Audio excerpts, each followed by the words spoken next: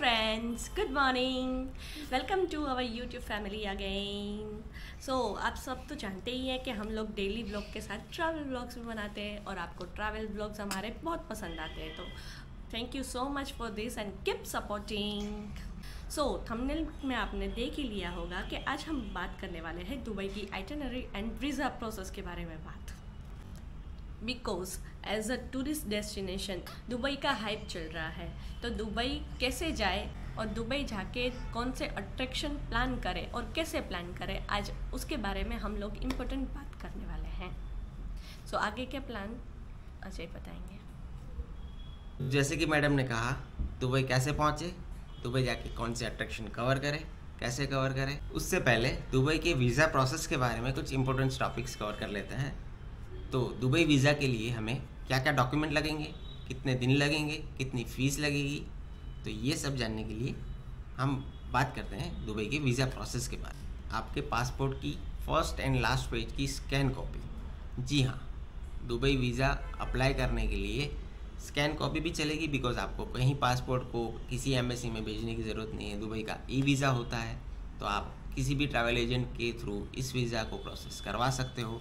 तो उस travel agent को आपको देना पड़ेगा सबसे पहले अपने पासपोर्ट की फ्रंट एंड बैक पेज की स्कैन कॉपी. हाँ, पासपोर्ट की वैलिडिटी मैक्सिमम 6 महीने एक्सपायरी से पहले आपको ये वीज़ा प्रोसेस करने के लिए देना पड़ता है. उसकी वैलिडिटी अभी भी 6 महीना होनी चाहिए एक्सपायरी होने से पहले. सो सेकंड लगता है आपकी पासपोर्ट साइज़ की फ़ोटो विथ वाइट बैकग्राउंड और उसमें 80% आपका फेस दिखना चाहिए. तीसरी चीज़ हो गई आपकी होटल बुकिंग और चौथी चीज़ हो गई आपकी flight booking. Return flight booking भी कंपलसरी है. तो ये बस 4 चीज़ें होनी चाहिए और कुछ नहीं चाहिए. आपका ई वीज़ा आसानी से आ जाएगा. लेकिन ई वीज़ा प्रोसेस आपको करना है आपकी ट्रैवल डेट के 30 दिन पहले, आपकी ट्रैवल जर्नी के 30 दिन पहले. वैसे तो ये वीज़ा एक वीक में, मैक्सिमम एक वीक में आ जाता है ई वीज़ा दुबई का, यूएई का. लेकिन कभी कभार उनका सिस्टम हैंग हो जाता है, कुछ मेंटेनेंस चलता रहता है, या फिर इतना सारा ट्रैफिक बढ़ जाता है टूरिस्ट का कि आपका वीज़ा आने में थोड़ा टाइम भी लग सकता है. हमारे टाइम में हम जब यूएई विज़िट करने गए थे तो उनका कुछ मेंटेनेंस चल रहा था वेबसाइट का, तो हमारा वीज़ा बहुत लेट हो गया था. 15-20 दिन आई थिंक ज़्यादा लेट हो गया था. हमारी जर्नी के कुछ 4-5 दिन पहले हमारा वीज़ा सक्सेस हुआ था. तो हम सजेस्ट करेंगे कि आप 30 दिन पहले अपना ई वीज़ा प्रोसेस करवा लें और टेंशन ना लें. दुबई यूएई वीज़ा सबको मिलता है एज ए टूरिस्ट, कोई दिक्कत वाली बात नहीं है. कोई बैंक बैलेंस नहीं दिखाना है, कुछ बैंक स्टेटमेंट्स नहीं देने हैं, कुछ आपका एम्प्लॉयमेंट डिटेल्स कुछ नहीं देना है, तो सबको मिलता है. तो बिंदास दुबई वीज़ा अप्लाई करिए और घूमिए दुबई. कैसे घूमेंगे, किस तरह घूमेंगे, इसके बारे में आगे बात करते हैं. सो ज़्यादातर Indians Dubai as a tourist visit करते हैं. मैक्सिमम 7 डेज़ 6 नाइट ऐसा कुछ उसका मतलब आइटनरीज रहता है. तो इन दिनों में कैसे शुरुआत करें, उससे पहले आपकी फ़्लाइट बुकिंग के बारे में बताना हम भूल गए. तो दुबई फ़्लाइट की रेट्स के बारे में बात करें तो आपको मैक्सिमम 10 to 12,000 के अराउंड बजट, मतलब चीप रेट में भी एयर इंडिया, इंडिगो, काफ़ी अच्छी अच्छी फ़्लाइट्स मिल जाएगी डायरेक्ट दुबई की. सो फ्री में भी आप कर सकते हो ये सारी होटल बुकिंग या फ़्लाइट बुकिंग. तो उसके लिए कैसे फ्री में आपको वो सब फ़्लाइट बुकिंग और होटल बुकिंग होगा, उसके लिए आपको मेरा एक दूसरा चैनल है क्रेडिट कार्ड एक्सपर्टीज़, उसको सब्सक्राइब करना पड़ेगा और उसके वीडियोस देखने पड़ेंगे. इसकी लिंक मैं डिस्क्रिप्शन में दे दूँगा, तो वहाँ पे जाके वो वीडियोस ज़रूर देखना. उसकी अलग से एक प्लेलिस्ट बनी हुई है travelling benefits of credit card. तो उसमें आपको पता चलेगा कि फ्री में आप कहीं की भी इंटरनेशनल डोमेस्टिक होटल्स, फ्लाइट्स, कुछ भी फ्री में भी अगर आपको बुक करनी है तो आप कैसे कर पाओगे. तो हमने हमारी फ़्लाइट करवाई थी हमारी सिटी से direct connecting flight Abu Dhabi तक, बिकॉज़ हमारे यहाँ पे एयर इंडिया ही सर्विसेबल थी और एयर इंडिया कनेक्टिंग फ़्लाइट में हमें अबू धाबी तक मिल रही थी, दुबई में नहीं, दुबई की नहीं मिल रही थी. तो हमने अबू धाबी की करवाई थी. तो हमारी मुंबई से कनेक्टिंग इंटरनेशनल फ़्लाइट थी अबू धाबी की, और अबू धाबी से हमारा दुबई का जो भी ट्रांसपोर्टेशन था वो हमारा एडवांस में बुकिंग हो गया था. तो इसलिए हमने आबू धाबी की फ़्लाइट, रिटर्न फ़्लाइट भी हमारी आबू धाबी की थी, क्योंकि हमें रिटर्न फ़्लाइट भी डायरेक्ट हमारे सिटी में कनेक्टिंग फ़्लाइट चाहिए थी, जो कि अगेन वाया मुंबई लेओवर था। तो वो भी हमें एयर इंडिया ही मिली थी, दूसरा कोई ऑप्शन हमारे सिटी में था नहीं।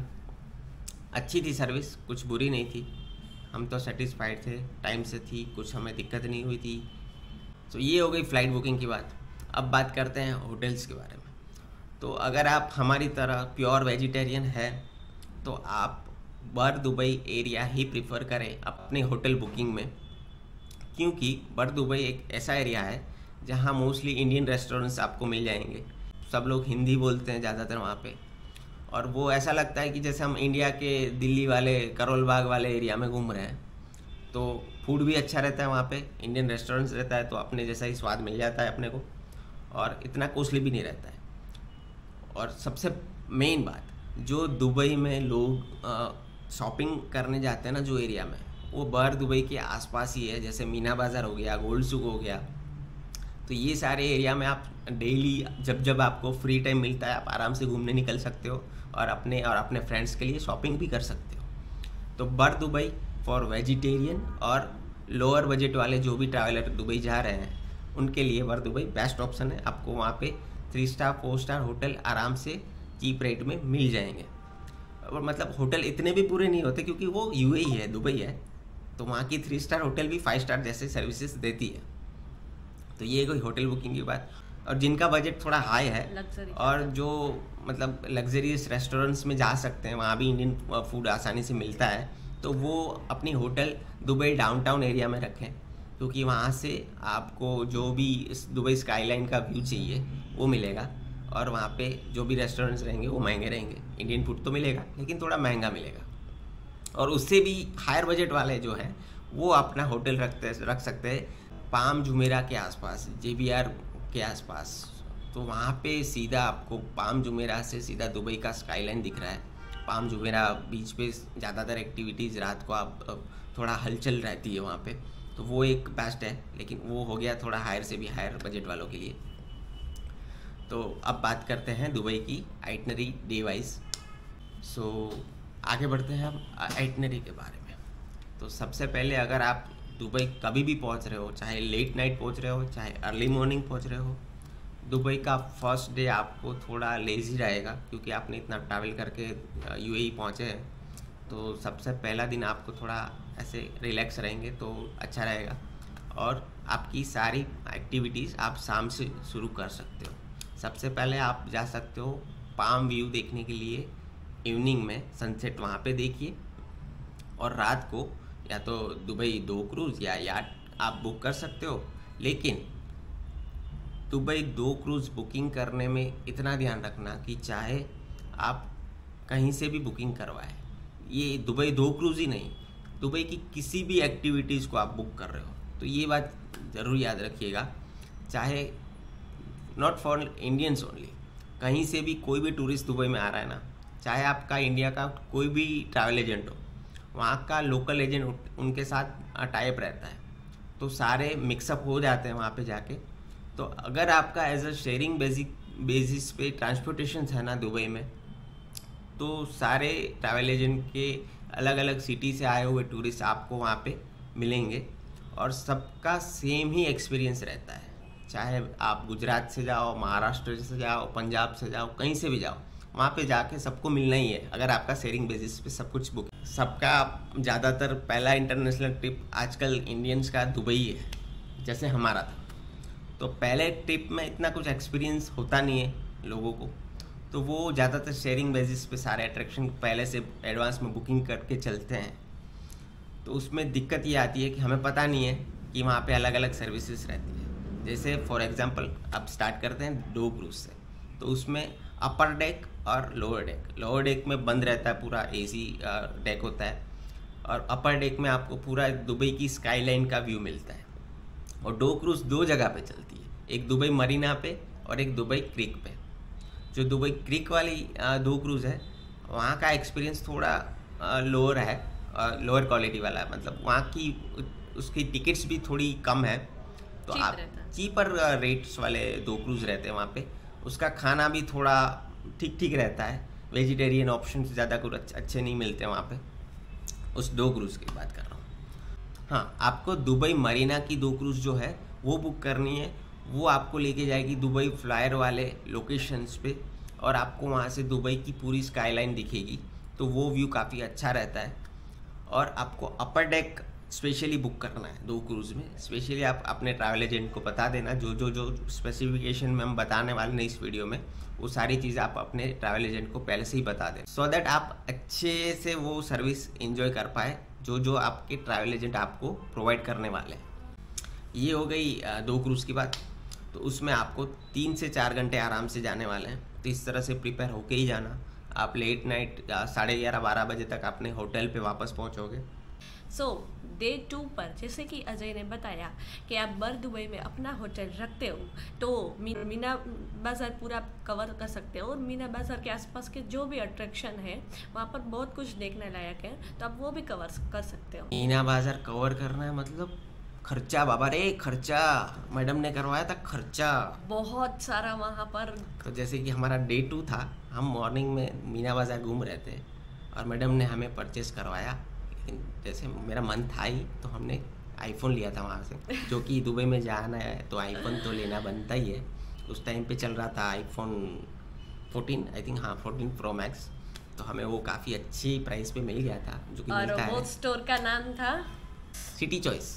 हाँ, सिटी चॉइस से हमने आईफोन लिए थे 2 14 प्रो मैक्स अच्छे दाम में, और उसी से हमने हमारी मेमोरीज क्लिक की थी दुबई की सारी। तो ये हो गई दुबई मीना बाज़ार शॉपिंग की बात, तो जेब डीली होने वाली है। तो आफ्टरनून में हमारा था डे 2 में डेजर्ट सफारी का बुकिंग। और डेजर्ट सफारी में भी जैसे कि मैंने स्टार्टिंग ऑफ आइटनरी बताया कि आपका किसी भी ट्रैवल एजेंट से बुकिंग है, वहाँ पे जाके जो टाइप रहता है, अगर आपका शेयरिंग बेसिस पे है तो आप वहाँ पे साथ में मिलके जाने वाले हो, तो आपकी होटल से उनकी होटल, उनकी से तीसरी की होटल, तो ऐसे आपको सबको पिकअप करते करते जाना है। तो काफ़ी टाइम लेता है वो पिकअप ड्रॉप वाला सीन थोड़ा। तो ये बात याद रखिएगा, अगर आपको ऐसे टाइम वेस्ट नहीं करना है तो प्राइवेट बुकिंग करना, जो कि महंगा पड़ता है हमारे जैसे मिडिल क्लास फैमिली के लिए। तो हमने शेयरिंग किया था, अच्छी कंपनी मिल गई थी हालांकि हमें, तो हमने तो एंजॉय किया था सबके साथ।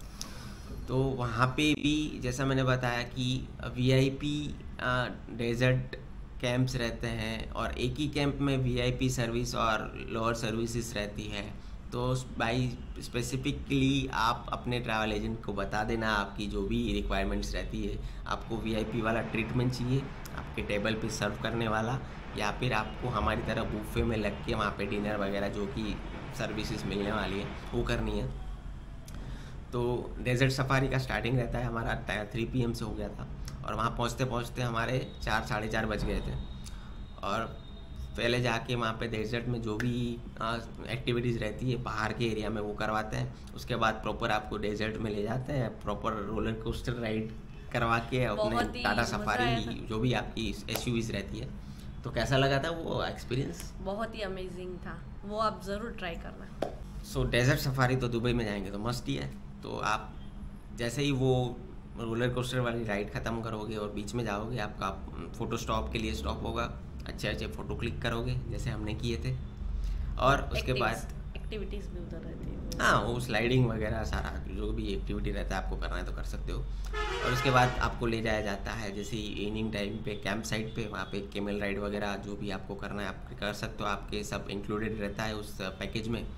और उसके बाद स्टार्टर रहता है, फिर आपका डिनर स्टार्ट होता है। डिनर से पहले कुछ परफॉर्मेंसेस होते हैं, और उस डिनर के बाद भी थोड़े बहुत परफॉर्मेंस रहता है, बेली डांस वगैरह, जो कि हमने काफ़ी अच्छे से एंजॉय किया था। और फायर शो वगैरह कुछ रहता है, बहुत ही अच्छा। तो फिर वो ख़त्म करते आते आते आपकी लेट नाइट हो जाता है दुबई में। तो ये हो गया आपका डे 2। अब बात करें दुबई के डे 3 के बारे में, तो डे 3 में हमारा स्टार्टिंग पॉइंट था दुबई फ्रेम, और उससे पहले पिकअप वाला जो सीन रहता है सबको पिकअप करते करते।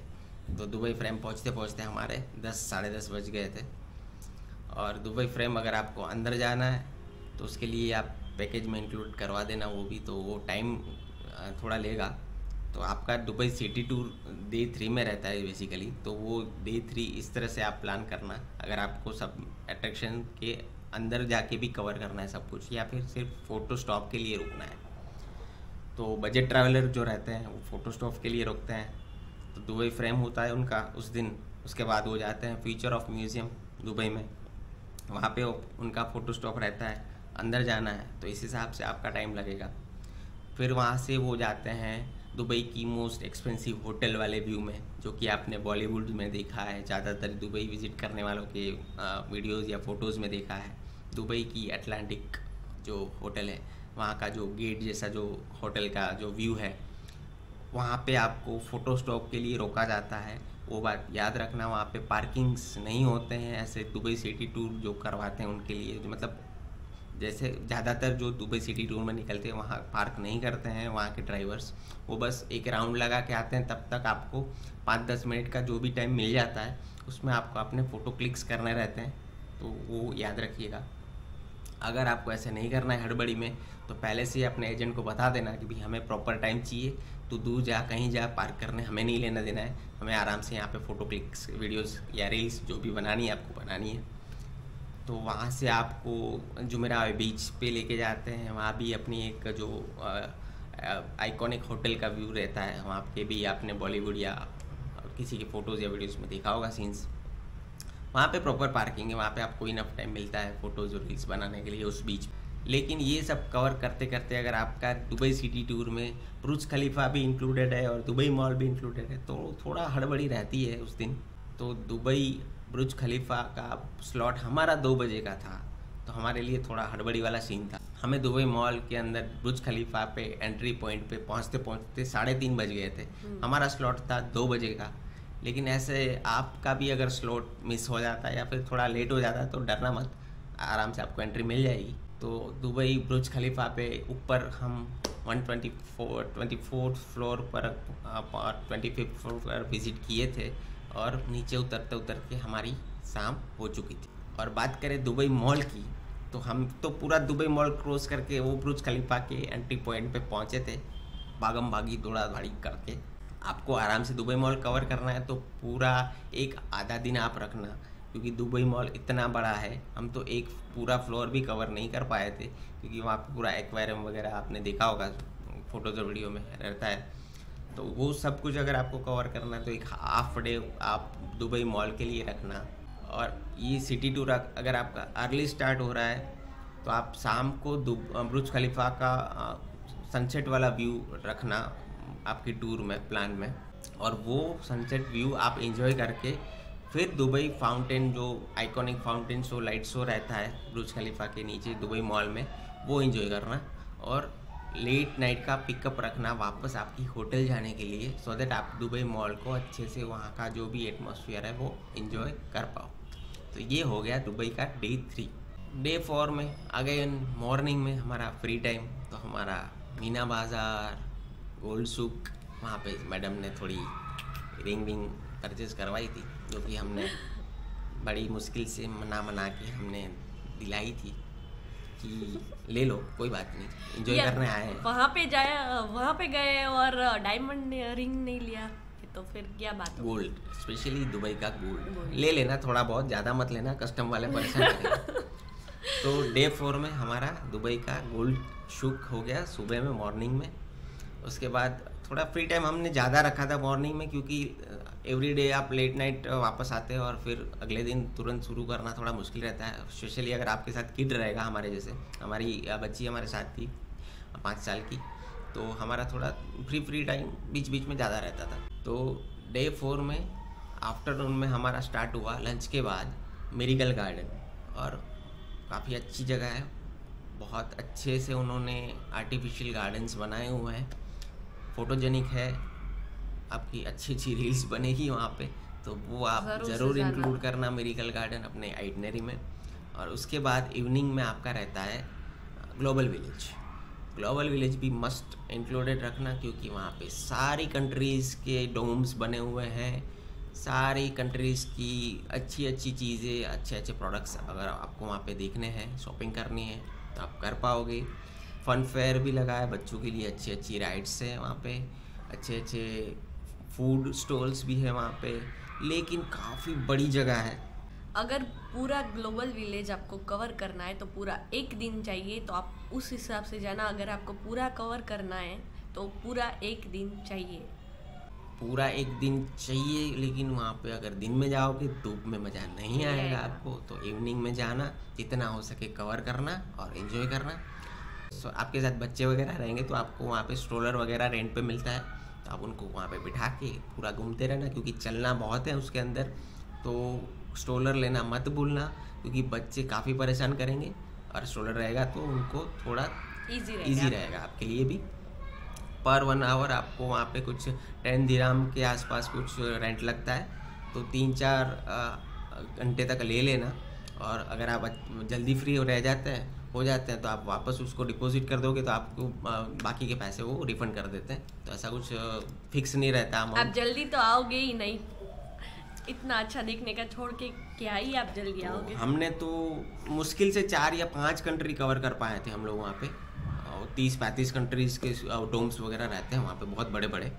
तो स्पेशली हमने इंडिया का किया था, थाईलैंड का किया था, अरेबिक कंट्री का एक आधा किया था, इटली वगैरह का आई थिंक दूसरा किया था, और याद नहीं है काफ़ी। अमेरिका का। जितने हम चलते जा रहे थे और आते जा रहे थे, हमको लगा कि मूड बन रहा है, तो अंदर गए, वापस आ गए, देख के थोड़ा बहुत शॉपिंग किया, खाना वाना खाया, और रात हो गई। तो लेट नाइट होते होते होटल पहुँचे। ऐसे हमारा हो गया डे 4 ओवर। अब बात करें डे 5 की, तो डे 5 पे आप आबू धाबी की सिटी टूर कवर कर सकते हो, या फिर आबू धाबी के 2 अट्रैक्शन फरारी वर्ल्ड और वॉरियर ब्रदर्स मस्ट है। बच्चे हैं साथ में तो बिल्कुल आबू धाबी का फरारी वर्ल्ड जो कि यास आइलैंड में है, और वॉरियर ब्रदर जो कि उसके नज़दीकी है, तो वो 2 चीज़ आप ज़रूर कवर करना। और एज अ फैमिली जा रहे हो, बच्चे छोटे हैं, अंदर राइड्स में आपको पता है कि नहीं बैठने देंगे हाइट रिस्ट्रिक्शन की वजह से, तो हमारी तरह बस आबू धाबी सिटी टूर करके भी वापस आ सकते हो। और आबू धाबी सिटी टूर में भी याद रखना जो हमने पहले से बताया, आपके ट्रैवल एजेंट को बता देना कि आपको कहाँ कहाँ सिर्फ फ़ोटो स्टॉप के लिए रुकना है, कहाँ आपको टाइम ज़्यादा चाहिए एज़ पर योर सर्च। तो हमें हाँ, जो ग्रैंड मॉस्क है वहाँ पे आबू धाबी का मोस्ट पॉपुलर आइकॉनिक प्लेस, वहाँ पे आपको बहुत टाइम लगने वाला है, और वहाँ पे आपको जाने से पहले काफ़ी चीज़ें जाननी ज़रूरी है एज अ फीमेल, जो कि आपको बताएगी मैडम। तो हमें क्या एक्सपीरियंस हुआ था। हाँ, अगर आप वहाँ पे जा रहे हो ग्रैंड मॉस्क पे, तो आपको ये याद रखना है कि आपको फुल्ली कवर होके जाना है। आपके हेयर, आपका इतना हेड भी नहीं दिखना चाहिए, आपके ईयर भी नहीं दिखने चाहिए, मतलब यहाँ से पूरा आपके हेयर अंदर ही होने चाहिए। हेयर तो बिल्कुल ही दिखने नहीं चाहिए, पूरा यहाँ तक फुल्ली कवर्ड चाहिए उन लोगों को, नीचे भी।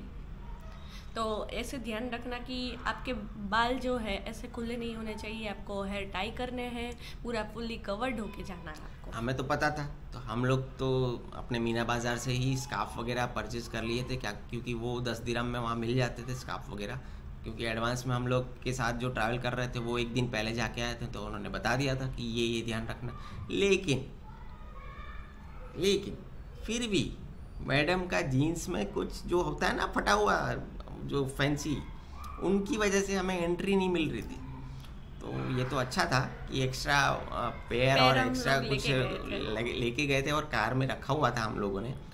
तो हमारा वो एक्चुअली शेयरिंग वाला नहीं था, प्राइवेट बेसिस वाला ट्रांसफ़र वगैरह पिकअप ड्रॉप वाला उस दिन था। तो सारा कुछ था, तो हमने तुरंत वो चेंज करके फिर एंट्री ली। वहाँ पे अगर आप कुछ परचेस या रेंट पे लोगे तो वो काफ़ी महंगा पड़ता है, इसीलिए हमने एडवांस तैयारी करके गए थे। फिर भी थोड़ा बहुत हमें, लेकिन हो गया, ठीक है, अच्छी जगह थी, हमने एक्सपीरियंस की। काफ़ी स्पिरिचुअल प्लेस था, स्पेशली अगर आप आबू धाबी जा रहे हो तो ये प्लेस विजिट करना बनता है। और ये एक मॉल के अंदर से जाते हुए रास्ता था, तो वहाँ पे सब कुछ खाना पीना वगैरह सब कुछ मिल रहा था, और फ्रेशन अप होने के लिए भी काफ़ी अच्छी प्लेस थी। मॉल के अंदर के होते हुए जाता है रास्ता। तो ये हो गया पहला अट्रैक्शन। उसके बाद आपको ले जाया जाता है यहाँ के किंग पैलेस पे, एमिराइट पैलेस पे। वहाँ पे भी याद रखना कि ड्राइवर बोलेगा कि आप फ़ोटो स्टॉप के लिए रुक जाओ, पार्किंग नहीं है यहाँ पे, मैं 5-10 मिनट में राउंड मार के आता हूँ, आप तब तक फ़ोटो ले लो। अगर आपको अंदर जाना है पैलेस के, तो इस हिसाब से बुकिंग करना, और इस हिसाब से ट्रैवल एजेंट को पहले से ही बता देना। फिर आपको ले जाया जाता है दुबई अबू धाबी के क्रीक एरिया में, जहाँ पे समुंदर से सीधा आपको पैलेस दिखता है, और वो नाइट व्यू बहुत अच्छा लग रहा था।